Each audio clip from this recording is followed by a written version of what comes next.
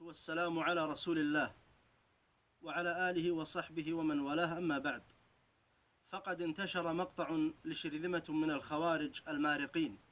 يكفرون به ولاة أمورنا والشعب السعودي بأكمله، وهذا لا يستغرب منهم، فقد أخبر النبي صلى الله عليه وسلم عنهم الذي لا ينطق عن الهوى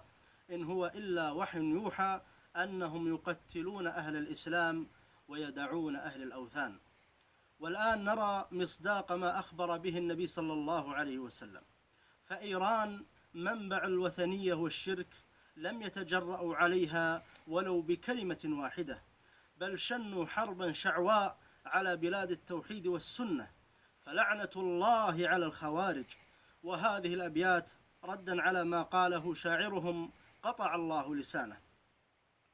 أنتو سعد شلة حثاله سرابيت، أنتو سعد شلة حثاله سرابيت، وميركم مخفي وبه ألف شكة، مثل الغنم كل يوم في ظهر وانيت مقطعين أربع مع كل سكة، الرافضي في مأمن مشرع البيت، إلا أهل التوحيد ما فيه فكة، ليران لا يدعشي ما تماديت، ليران لا يدعشي ما تماديت، كشرت لنيابك الخدام مكة، عند دعوة التوحيد